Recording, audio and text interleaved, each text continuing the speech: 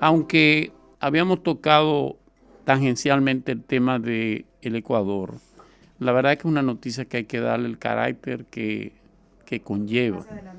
Acaba de ser asesinado en la ciudad de Quito un candidato a la presidencia de la República del Ecuador.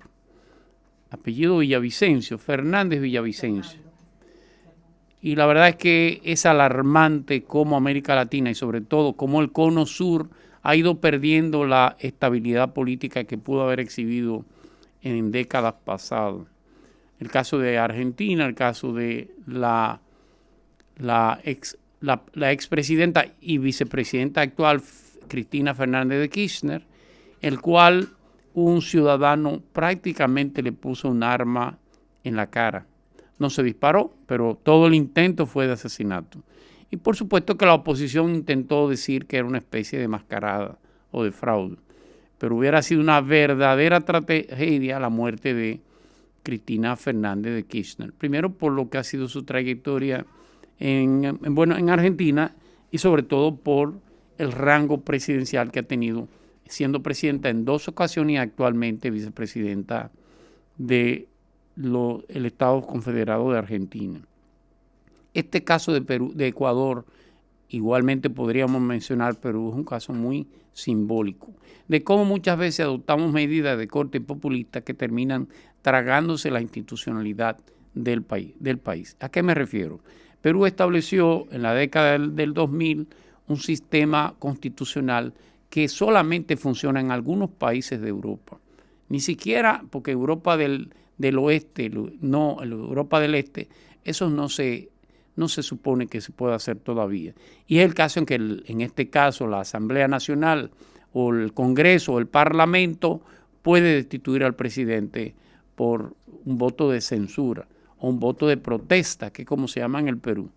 En Ecuador, 100 diputados decidieron cambiar al presidente Guillermo Lasso, que es un presidente conservador, que es un empresario de los medios de comunicación ecuatoriano y sobre todo que es una persona con cierto nivel o con un gran nivel de decencia y de manejo tranquilo en su administración.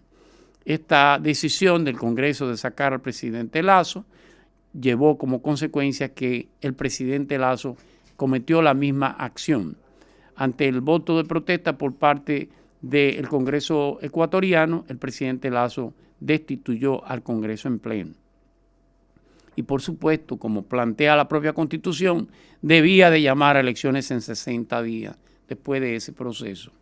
Como algo paradigmático era que el presidente Lasso pudo haberse presentado a las elecciones que van a celebrarse en la tercera semana de este mes y decidió no presentarse y sencillamente permitir que el pueblo ecuatoriano votara.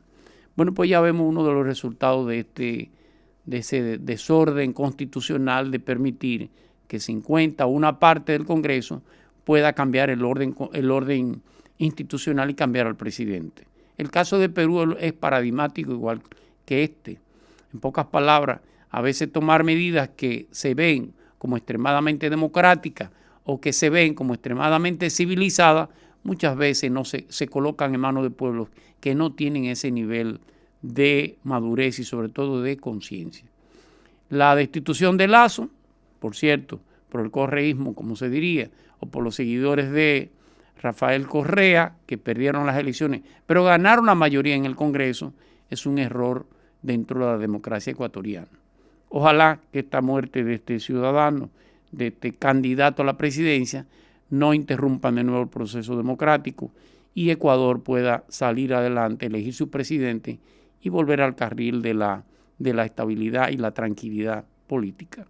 El día de mañana continuaremos con otros comentarios.